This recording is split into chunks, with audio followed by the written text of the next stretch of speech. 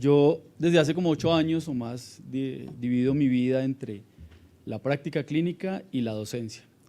Y la docencia la divido en dos partes grandes, una entre enseñar medicina funcional, que toca muchos de estos aspectos que hemos hablado, alimentación, ejercicio, estrés, mindfulness, relajación, propósito de vida, ¿sí? Que es algo que tenemos también que devolverle a nuestros pacientes, y el resto lo enseño en medicina tradicional china de acupuntura. Ahora soy el coordinador de la maestría, así que todos los que salgan muy interesados los esperamos en la nacional.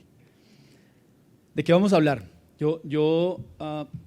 Teníamos, cuando vi el bloque de conferencias y los ponentes y la calidad de los ponentes, sabía que íbamos a tener una carga de conocimiento fuerte, donde íbamos a tener evidencia, donde íbamos a tener profundidad en aspectos que podemos medir desde el conocimiento que traemos del pregrado, ¿cierto? Mi idea ahorita es poder iluminarles un poquito el lado oscuro de la fuerza, ¿listo? Vamos a meternos un poquito en ese lado oscuro que la gente no conoce mucho, que no nos muestran en las facultades de medicina y que es relevante y que hoy tiene una aplicación clínica diaria. Vamos a hablar qué son los sistemas médicos complejos y nos vamos a meter un poquitico en qué sistemas médicos conocemos, qué tenemos, qué podemos ofrecer, cómo se entienden para entender cómo se investigan ellos y cómo se aplica en pacientes. A mí no me gusta mucho el término medicina alternativa. Yo creo que a los pacientes no hay que darles alternativas, hay que darles un complemento, ¿sí? Tanto como se le da la quimio, se le da el ejercicio, se le da la nutrición, se le da mindfulness, también se le pueden ofrecer otros sistemas, se le puede ofrecer acupuntura, se le puede ofrecer ayurveda, se le puede ofrecer, y todas tienen una cabida dentro del manejo del paciente. No es una alternativa a, no es una disyuntiva del manejo, no es si usted está aquí no puede estar allá, es estamos todos en la misma línea haciendo la experticia de cada uno.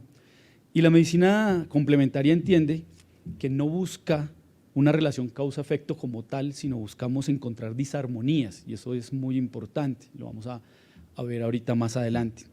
Y entiende que el cuerpo y la mente es una unidad, ¿listo? Que el uno modifica al otro, que traumas y lesiones en el cuerpo me modifican la forma en la que yo pienso, que mi microbiota intestinal cambia la forma en la que yo asumo los retos de la vida, pero que a la inversa, traumas emocionales también modifican mi microbiota, mi cuerpo, mi composición corporal y mi deseo de hacer otras actividades. Y maneja un principio holístico, es decir, intentamos ver al paciente en su totalidad, en la mejor parte de su totalidad. Esto lo decía el doctor ahorita en la primera conferencia, el doctor Lopera, el cuerpo tiene la capacidad de autorrepararse, eso está demostrado, ¿sí? Con múltiples estudios. Necesitamos es encontrar el impulso o darle el impulso para que se repare. Algunos necesitan sanar un trauma emocional, otros necesitan sanar una microbiota, otros necesitan encontrar un propósito de vida, ¿listo? Para que su cuerpo haga el clic que necesita y empiece a recuperarse. Entonces, ¿qué son los sistemas médicos complejos? Los sistemas médicos complejos son sistemas abiertos que tienen en sus dimensiones elaboradas, en menor o mayor grado, un sustrato teórico, que en su discurso busca aproximarse a una proposición terapéutica determinada. Eso suena enredadísimo, pero básicamente es esto. Un sistema médico complejo tiene, perdón, ¿dónde está? Ya. Un sistema médico complejo tiene un cuerpo doctrinal, entiende al ser humano desde una composición morfológica, desde una dinámica vital o fisiológica, tiene una estrategia diagnóstica y una aproximación terapéutica. ¿Listo?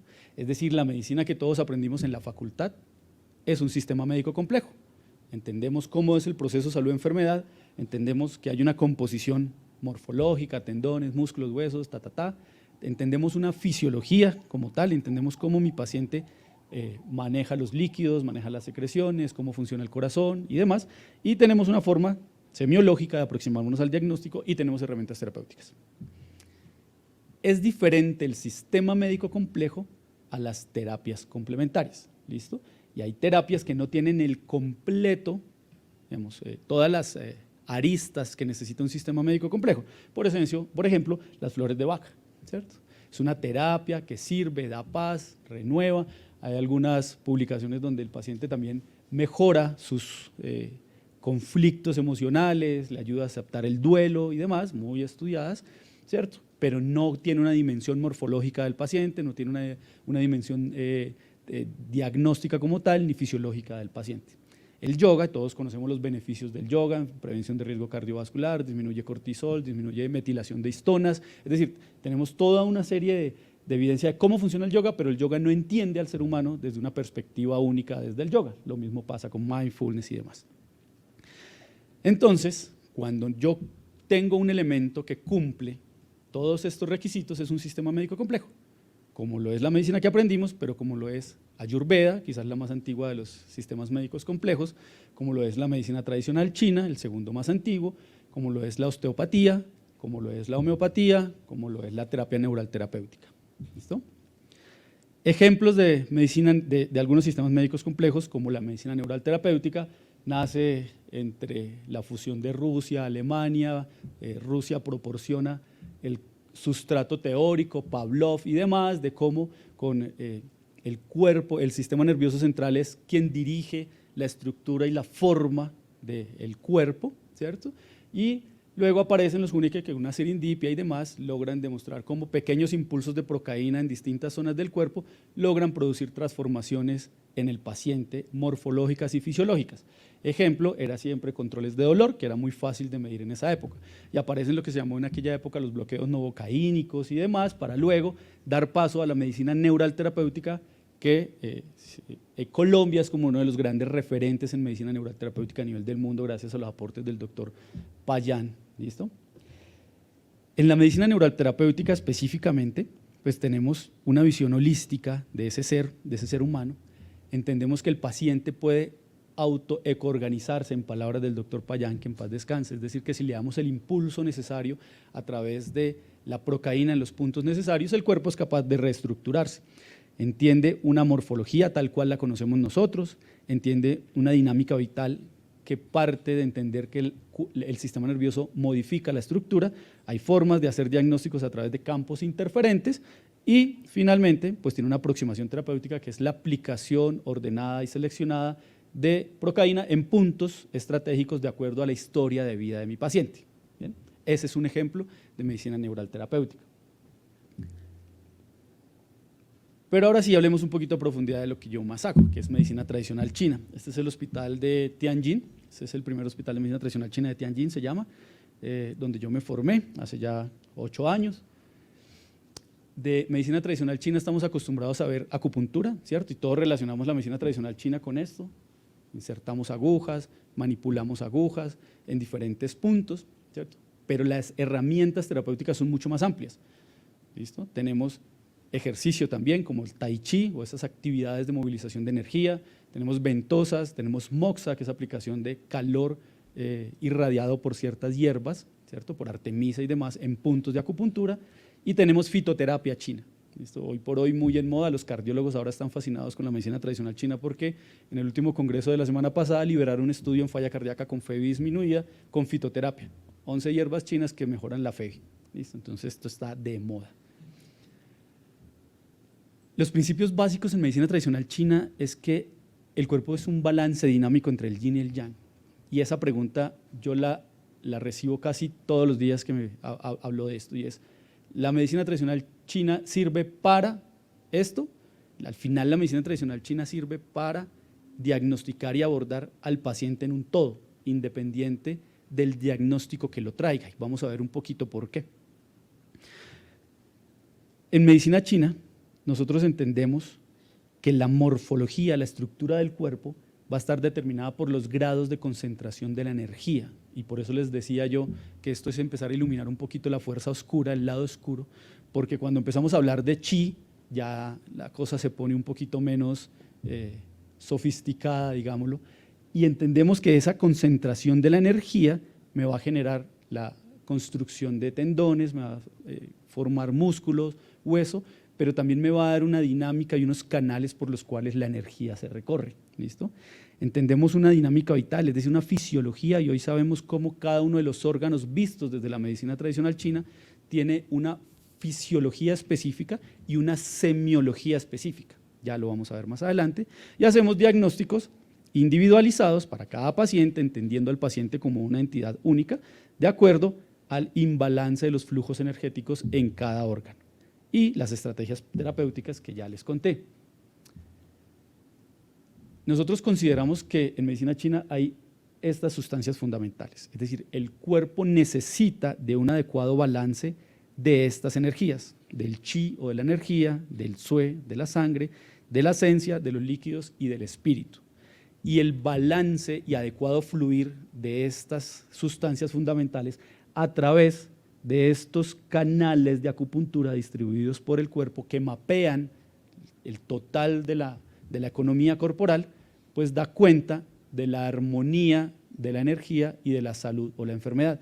Es decir, que la enfermedad aparece en medicina china cuando yo tengo trastornos de la energía, por deficiencia, por exceso, por estancamiento, y eso tiene una representación semiológica. Entonces uno, cuando estudia medicina china, vuelve y estudia la semiología para identificar cómo está constituido mi paciente y cómo está alterado cada una de estas estructuras. ¿Y qué me enferma a mí? Me enferma de adentro, pero me enferma de lo de afuera también. Y miren que las emociones para los chinos tienen una relevancia muy grande, y es decir, si yo vivo en constante ira, ¿sí? Si yo vivo en constante preocupación, si yo vivo en tristeza, cada uno de estos me va a generar alteraciones en las sustancias fundamentales de órganos específicos. ¿Listo? Y entendemos cómo la emoción altera el cuerpo, pero también cómo el cuerpo me puede alterar la emoción, y eso explica cómo la acupuntura, por ejemplo, tiene tan buenos resultados en depresión también. Pero también hay fenómenos externos, y básicamente son climáticos: el viento, el frío, el calor, la humedad, y todos estos, esto que además suena como a cuando la abuela le decía a uno de niño, póngase la chaqueta que el frío le va a dar, el viento le va a resfriar y le va a dar neumonía y demás. Pues sí, los chinos realmente lo consideran así y lo enfocan desde esa manera también. Con el paso del tiempo, la medicina china se ha construido paso a paso y nace la teoría de los 5 elementos, y aquí está representada la economía corporal. Al cuerpo lo podemos mapear entre elementos del fuego, del corazón, del vaso, del pulmón, del riñón y del hígado, y cada uno de ellos tiene unos sistemas que se regulan entre ellos mismos. ¿Listo? Es decir, que la madera o el hígado regula el vaso al agua, el agua al corazón, y así. Y en la dinámica de la regulación y el control de unos con otros está la salud del paciente y está la semiología de mi paciente. Y yo también tengo representada la mente, y traigo específicamente la mente porque les traigo un ejercicio en el cual yo puedo tener Chen, Po, Yi, Ji, y puedo tener Jun en cada uno de estos elementos. ¿Listo? Es simplemente la idea de que para la medicina china la parte del espíritu y de la mente se encuentra distribuida en toda la economía corporal, no en un solo órgano. ¿Listo? Y cada órgano, cada patógeno interno me afecta un elemento de mis 5 elementos de la economía corporal. Es decir, si yo vivo en extrema preocupación, voy a alterar las funciones del estómago, ¿listo?, del vaso y la tierra. Si vivo triste, voy a infligir daño sobre el pulmón. Si tengo miedo, sobre el riñón, y la ira específicamente sobre el hígado. ¿Listo? Cada elemento que vimos anteriormente se representa fisiológicamente, pero también estructuralmente. Es decir, que cada uno de estos que vimos, por ejemplo, del riñón, tiene un componente, ¿cierto?, estructural, que se va a ver reflejado acá, en los canales de acupuntura y en los puntos de acupuntura. Y vemos cómo, por ejemplo, aquí aparecen puntos del riñón, hacia el tórax, vemos cómo aparece una serie de puntos. ¿Listo? Cada elemento de esos 5 elementos tiene representaciones en canales, en meridianos y en puntos específicos del cuerpo. Entonces, cuando yo tengo un paciente, por ejemplo, con depresión, y lo he catalogado desde medicina convencional como un paciente que cumple criterios de depresión, pues yo puedo tener alteración en las sustancias fundamentales de algunos de esos órganos. Ejemplo, la insuficiencia de la sangre del corazón, puede ser un diagnóstico de mi paciente, pero puede ser que también tenga estancamiento de la sangre que obstruye la mente, o también puede ser que tenga una insuficiencia del yin de riñón, o puedo tener una insuficiencia en el vaso, o puedo tener un estancamiento del chi de hígado. Cada uno de estos puede ser un paciente diferente. Es decir, que yo puedo tener el mismo diagnóstico de depresión, pero el diagnóstico desde la medicina tradicional china va a ser diferente. Luego la terapéutica va a ser diferente, ¿cierto? Luego la aplicación y la escogencia de los puntos que yo voy a utilizar para dar acupuntura, moxibustión, ventosas, o la estrategia que elija, va a ser individualizada para ese paciente, así el criterio diagnóstico sea el mismo.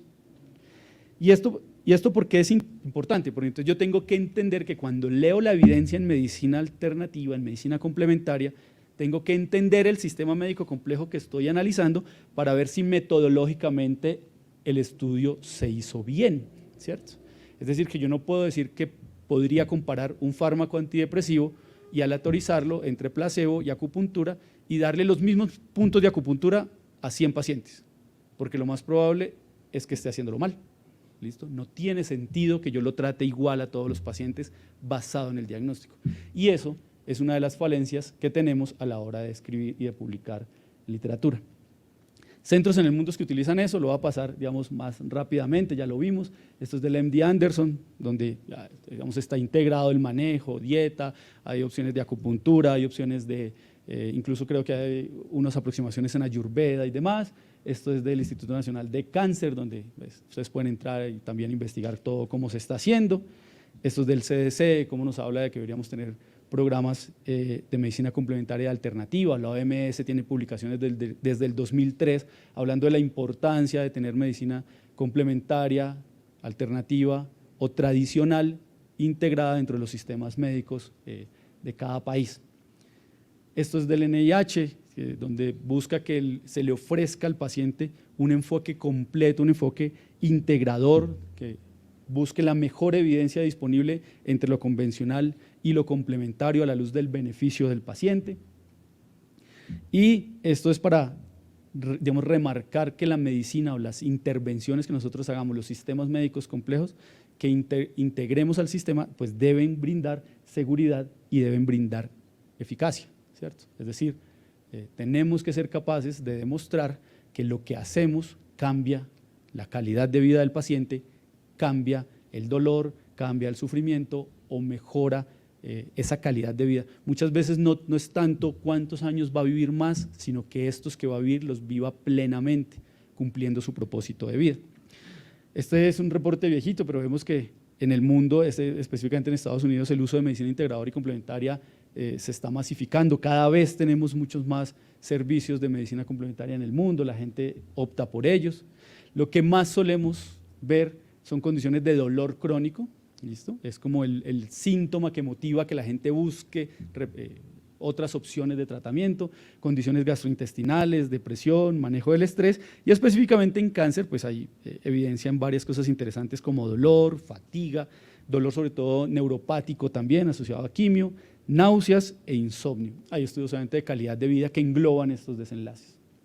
Si miramos, por ejemplo, las terapias o los sistemas que más se utilizan en cáncer, esto es del estudio americano 2012, pues vemos que medicina tradicional china, meditación y suplementos están dentro del top 5 de lo que más la gente busca, utiliza e incluso hace pago de bolsillo, como nos contaba nuestro conferencista anterior.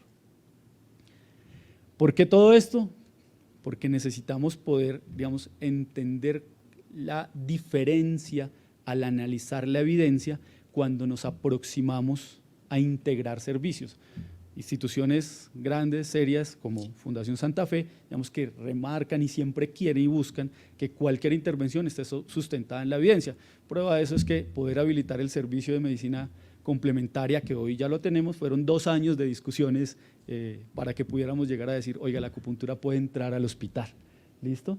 Miren, este es un estudio que me parece muy bonito, es un estudio donde se analiza la acupuntura para los flash, cambios de temperatura y demás en pacientes con cáncer que se habían manejado, es un retrospectivo en el MD Anderson y buscaban predecir qué pacientes respondían más. Y miren lo interesante, y esto lo traigo es para que veamos que de lo que más predice cómo va a responder es el diagnóstico específico por medicina china. Y miren que la acumulación de flema es uno de los que estadísticamente más se asocia en el análisis univariado a que tengan buenas respuestas. Es decir, no era el tratamiento para todo mundo, eran pacientes que habían recibido un tratamiento dirigido y específico con base en su diagnóstico desde medicina tradicional china, es decir, desde la individualidad de su ser, y eso es, digamos, la parte importante. Este es otro estudio. Básicamente les traje 3 estudios como para darles unas muestras. Esto compara neuropatía, ¿listo?, inducida por quimioterapia con acupuntura versus una lista de espera. 8 semanas, buscaba evaluar la efectividad de la terapia, y pues un brazo del estudio recibió acupuntura 2 veces por semana por 8 semanas y el otro pues manejo estándar en lista de espera para llegar en teoría a acupuntura. Lo que uno ve es que en el manejo del dolor estos pacientes empiezan a responder tempranamente y se mantiene el efecto del control del dolor en cada una de las escalas, así como el bienestar físico, la percepción de bienestar físico de los pacientes. Es decir, que en acupuntura, si hay algo en lo que podemos remarcar evidencia, es dolor, es fatiga, es neuropatía, y es en esos pacientes oncológicos específicamente. Esto es un metaanálisis donde básicamente les traigo las conclusiones del metaanálisis, donde hicieron una búsqueda grande, y lo resalto porque esta base es china. Entonces, la gran mayoría de las publicaciones de muy buena evidencia en medicina tradicional china están en China. El problema es que tenemos barreras de idioma, pero barreras de acceso, ¿sí? Porque para poder descargar artículos del PubMed de ellos necesitamos una cédula china, y eso nos limita. Cuando yo estudié allá, me tocaba con los compañeros de la maestría ir a decirles chinos y decirles: venga, colabóreme, bájeme este articulito, ponga su cédula, y ustedes saben que eso está muy controlado, ¿cierto? Entonces ellos me bajaban el artículo, luego coja, páselo por un traductor, Hoy con ChatGPT y sus modelos de traducción esto va a ser un poquito más fácil de poder llegar a tenerlo. Pero este estudio es interesante por eso, porque ellos logran entrar a la base y sacarlo.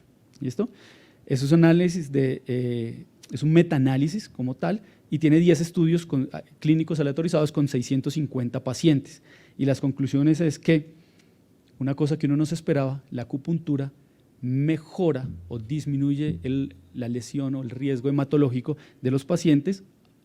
Hay una explicación bioquímica y fisiológica de por qué detrás de eso, que digamos está en pro de demostrarse, pero finalmente sí mantenían mejores controles de glóbulos blancos, de neutrófilos, y finalmente la recomendación del metaanálisis con una buena evidencia, un buen nivel de manejo del sesgo, es que deberíamos ofrecerle acupuntura como prevención de lesiones hematológicas a los pacientes.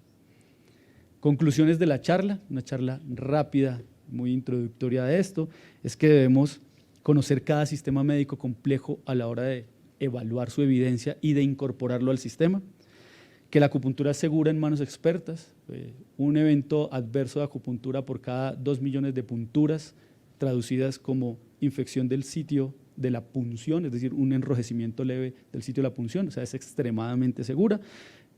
La acupuntura nos ofrece diversas opciones de tratamiento para condiciones oncológicas frecuentes y de difícil manejo: neuropatía, fatiga, dolor, náuseas, insomnio, y pues gracias a esto tenemos que fortalecer estos lazos que tenemos entre la oncología clínica y la medicina integradora para ofrecerle un panel general a los pacientes. Muchas gracias.